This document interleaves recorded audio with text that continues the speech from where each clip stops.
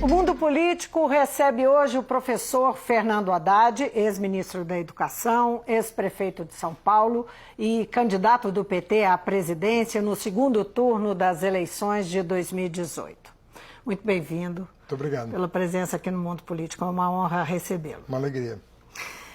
A economia dá sinais de recuperação. Nós estamos vivendo um momento em que há algum ganho na empregabilidade, mesmo que na informalidade, e um crescimento do PIB registrado que até surpreendeu nesse terceiro trimestre.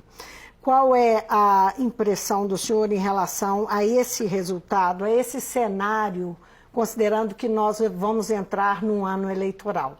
Se a economia der sinais positivos. Como é que isso atinge o jogo político, especialmente o PT? Olha, o modelo neoliberal, ele é muito conhecido no mundo todo, né? Sobretudo no mundo em desenvolvimento, os efeitos da agenda do Guedes, da agenda neoliberal, ela é conhecida na literatura. O que nós vamos ter? Nós estamos tendo corte de direitos e corte de salários médios. O salário médio no Brasil ele está estagnado e sem grandes perspectivas de melhora. O salário mínimo, por exemplo, vai ficar nos 3 primeiros anos do governo, pelo menos, congelado. Só vai ser dada a inflação. Ou seja, vai ser mantido o poder de compra sem nenhum ganho real para o trabalhador. Você tem mais ou menos 100 milhões de brasileiros vivendo com um pouco mais de R$410 por mês. Então, qual é o resultado da agenda do Guedes? A agenda é muito clara. É uma agenda de crescimento baixo, esse ano vamos ficar na casa de 1,2%, ano que vem devemos superar a marca de 2% de crescimento, mas é isso. E muito concentrado no andar de cima da sociedade brasileira, nos 10% mais ricos. Então, o modelo neoliberal, o modelo do Guedes, ele provavelmente vai acarretar 4 anos de baixo crescimento e um crescimento concentrado nas camadas mais ricas da população. Traduzindo em miúdos, não vai chegar o bem-estar na casa do trabalhador. Aquele mundo que nós vivemos, onde a pessoa tinha um ganho real de salário, estava com o filho na universidade, tinha FIES, tinha ProUni, a luz chegando, a água chegando. Esse mundo de desenvolvimento que nós tivemos até 2013, mais ou menos, 2014, esse mundo nós não vamos recuperar com esta agenda. Essa agenda é uma agenda de baixo crescimento, concentrado no andar de cima. Isso, então, impacta, em tese, impacta favoravelmente para a oposição ao governo Bolsonaro, no caso o PT. Bom, você está me perguntando da economia, agora eu vou falar de política. Sim. Na política, você pode ter um efeito melhor. Por quê? Porque as pessoas vivem também de esperança. Quando você demonstra que tem algum sinal de recuperação, mesmo o mais pobre dos brasileiros vai olhar com alguma esperança. Mas quem está na academia, está na universidade e leva a sério as ciências econômicas, sabe que essa esperança não vai se traduzir, infelizmente, em realidade, com a agenda do Guedes e do Bolsonaro. Ela precisava contar com estímulos para que o crescimento voltasse para os anos dourados, que foi esse período longo de governos que realmente abriram as portas do mercado de trabalho, das universidades, para o povo trabalhador. O senhor acredita que essas medidas extra-agenda, a agenda liberal da equipe econômica do governo Bolsonaro, como liberação de FGTS, como, enfim, algumas medidas que foram tomadas para estimular a economia, é o que impactou ou realmente tem mais a se considerar aí? Essas medidas que você citou, que contrariam justamente a agenda do Guedes, né? Foi uma concessão que ele teve que fazer às evidências de que a economia não estava reagindo, foi exatamente isso que deu esse pequeno alento para a economia. Mas isso não é sustentável no médio e no longo prazo, porque você não tem estoque de FGTS para ficar liberando todo ano, tem limites essa política. O que de fato faz com que a economia cresça a taxas superiores à média mundial são políticas desenvolvimentistas que foram as que nós mantivemos durante muitos anos, que fazia o país crescer e a renda chegar em quem mais precisava. Ou seja, fazia chegar naquele que retroalimentava o processo de crescimento a partir de um consumo maior. Então, é isso que não está acontecendo no Brasil de hoje. Então, você vai ter voos de galinha, você vai ter aqueles soluços na economia, mas não é uma coisa consistente que vai fazer... O Brasil estava crescendo a mais de 4% em média ao longo de 12 anos. E nós estamos comemorando crescer 1 agora. Não chega na mesa do trabalhador. O sujeito não consegue comprar 1 quilo de carne hoje. Entendeu? Esse é o problema. Especialmente a carne. Especialmente. Mas a gasolina está o dobro do preço e assim vai.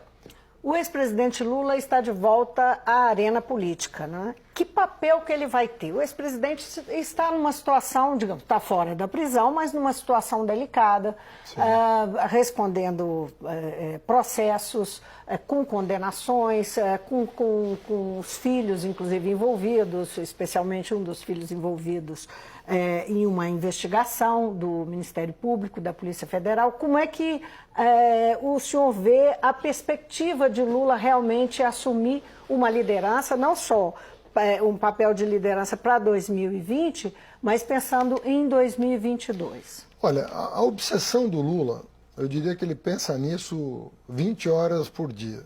Né? Eu convivo com o Lula, sou advogado dele, entre outras, além de amigo, mas o Lula pensa 20 horas por dia no fato de que, na opinião dele, e as evidências das mensagens trocadas, do fato do Moro ter se tornado um político, ato contínuo a ter deixado a 13ª Vara Federal lá de Curitiba, é de que ele não foi julgado por um juiz imparcial. Ou seja, ele foi julgado por um juiz que tinha lado, que era o lado do Bolsonaro. A obsessão do Lula é só essa. Ele fala, olha, se me provarem que eu tenho uma conta fora, que eu tenho dólar no colchão, qualquer prova que demonstrem que eu tive uma conduta desonrosa com a presidência da República, eu não abro mais minha boca. Agora, eu não posso ser julgado por alguém que constrói fantasias a meu respeito. Eu, em 2014, visitei o prédio onde eu tinha apartamento. O dono do prédio me ofereceu a cobertura. Fui lá um dia.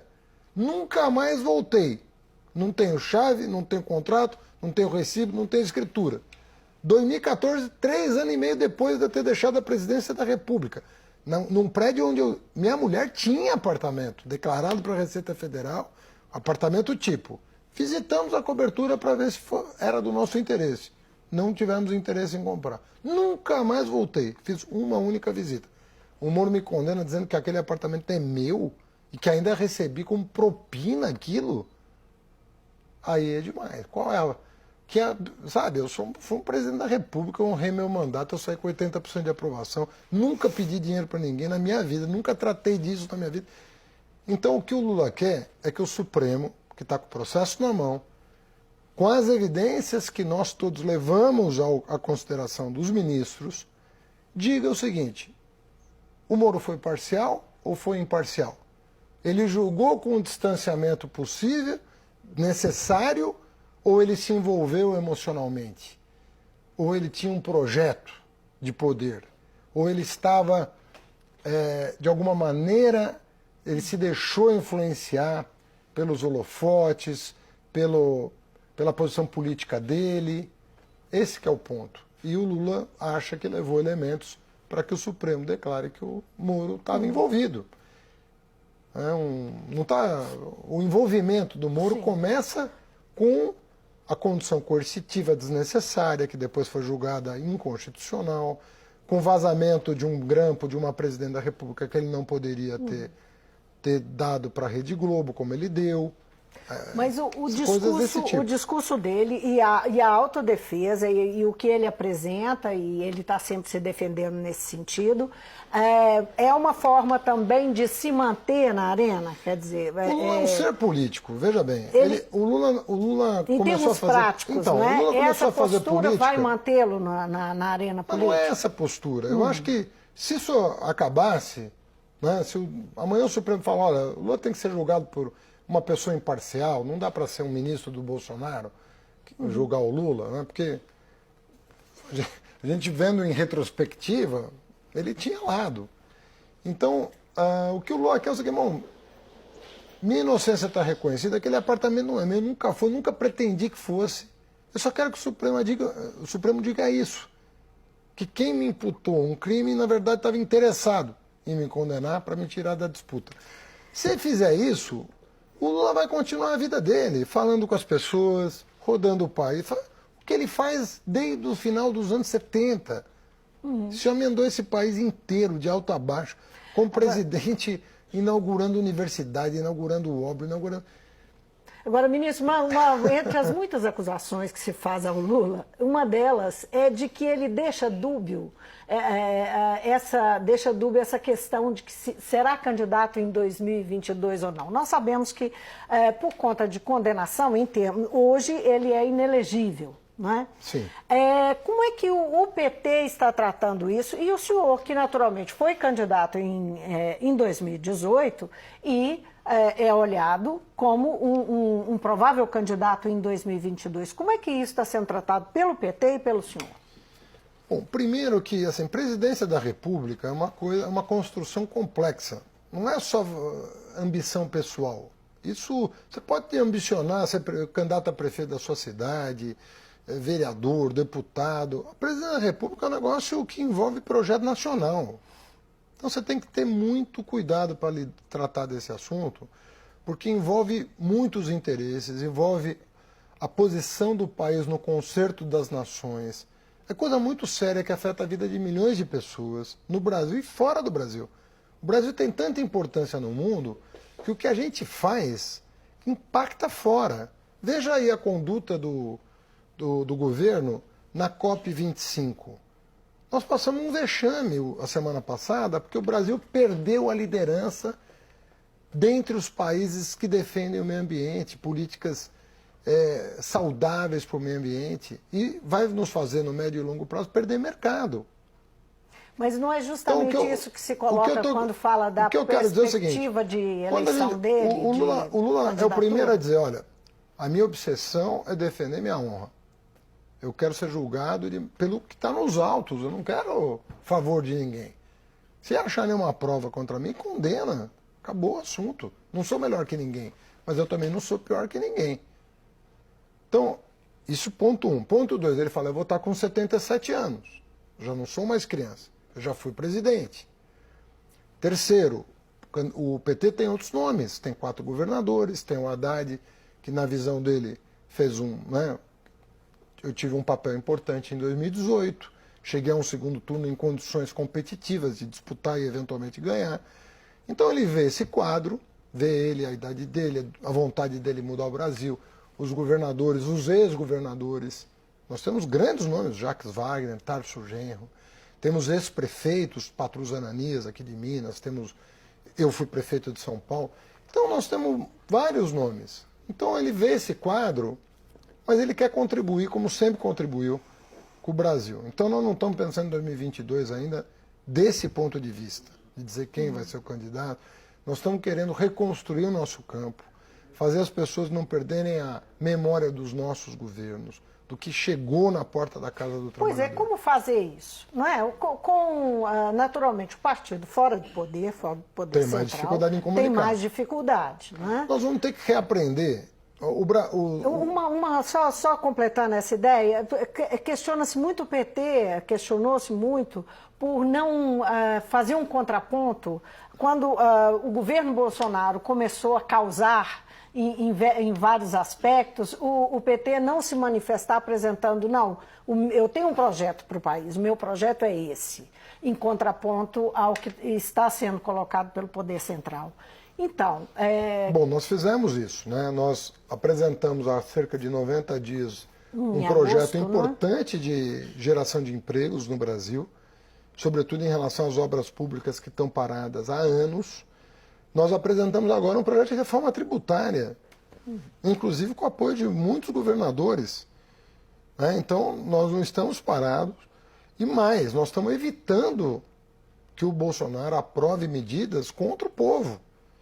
A capitalização da Previdência, que deixaria idosos pobres em situação precária, nós conseguimos barrar isso no Congresso Nacional.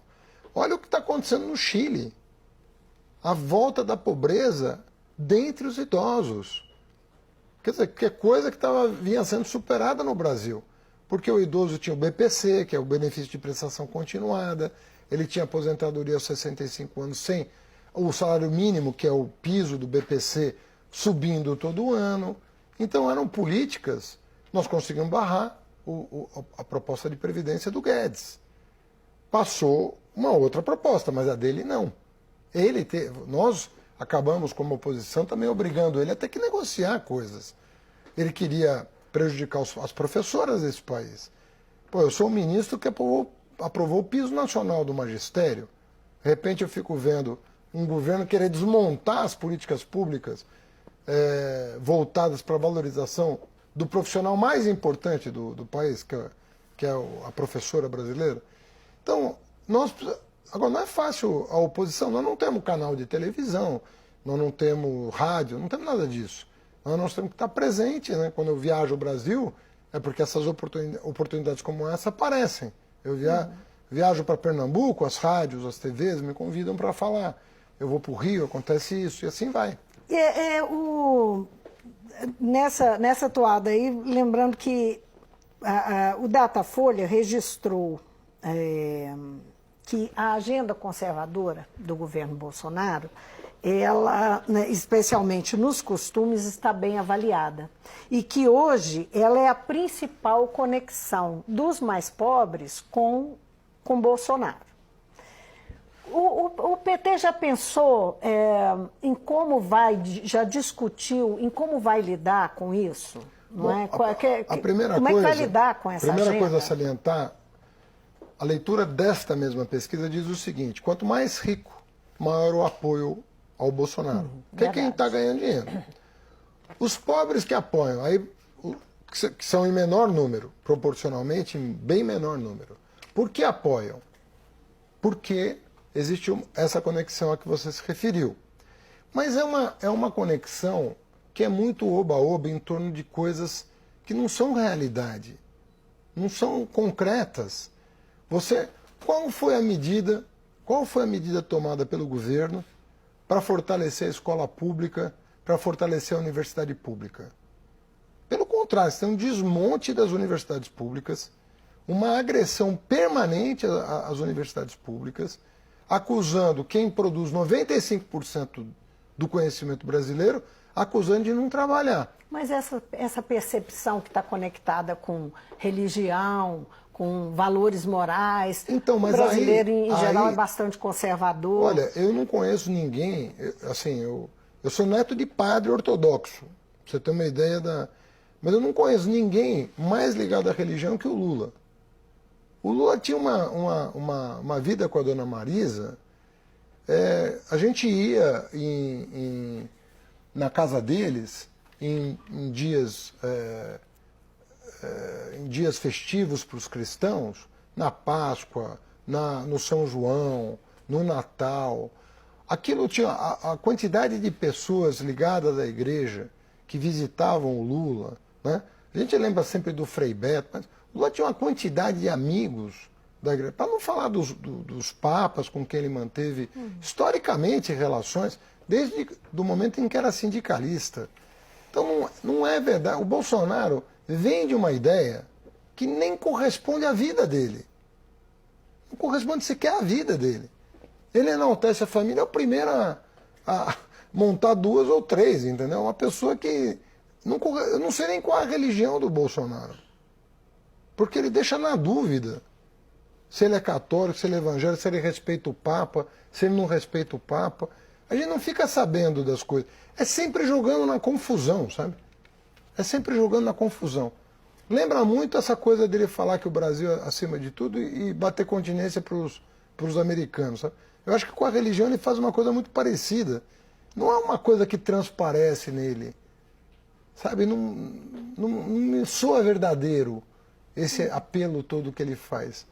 Me soa ao contrário, sabe? Me soa uma manipulação Agora, ministro, rebaixada do sentimento que as pessoas têm de fé, de crença, de valores, de respeito.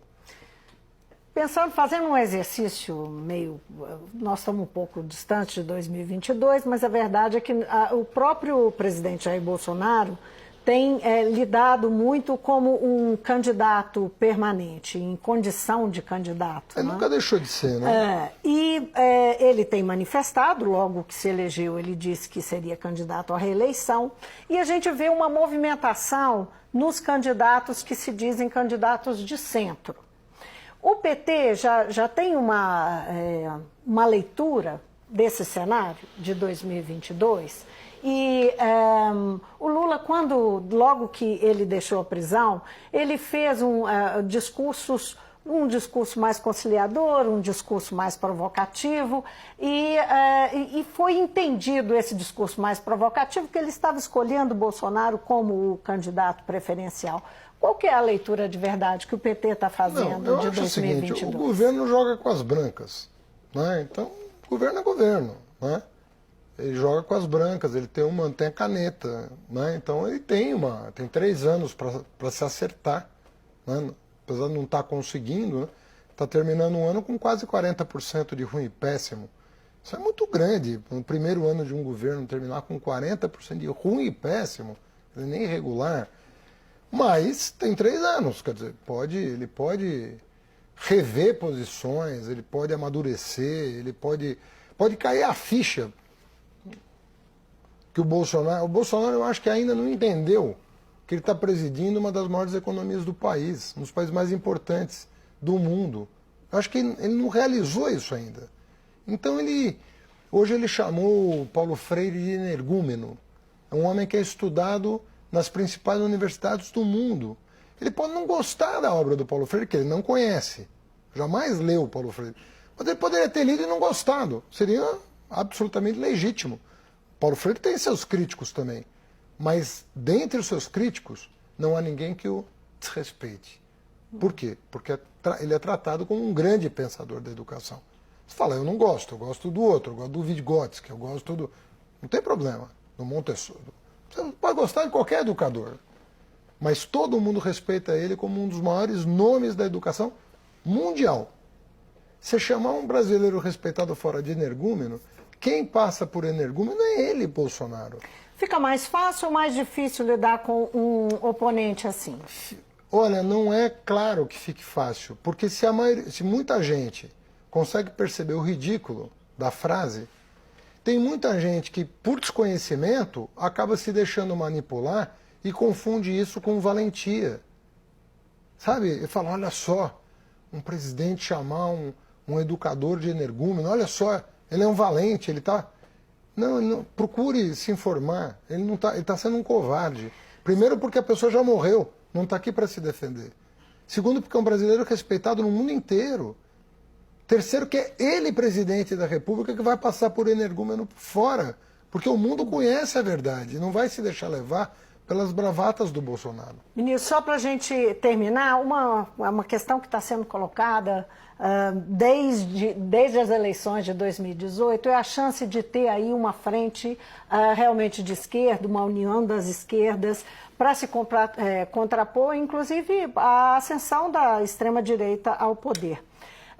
O que se pode esperar do PT, de alianças que ele pode fazer, não é? Olha, E da relação com Ciro Gomes, eu vi recentemente o senhor falando que acha improvável.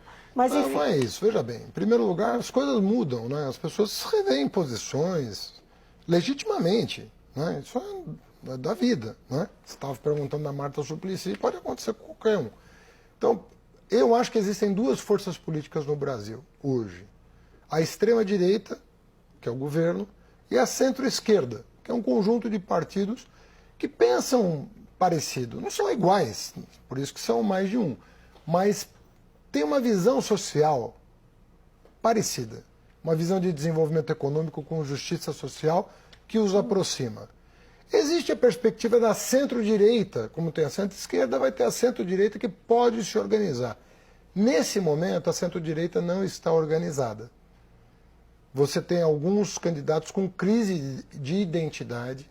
O Ciro, por exemplo, está com crise de identidade. O Dória está com crise de identidade. Você tem o Huck que não Você sabe... está colocando o Ciro na centro-direita. Não, Não, é ele que está se colocando, né? Ele está procurando a Semineto, está procurando o Rodrigo Maia. Na verdade, não é você que se coloca num lugar ou no outro, são suas ações. É o que você faz que te categoriza, né?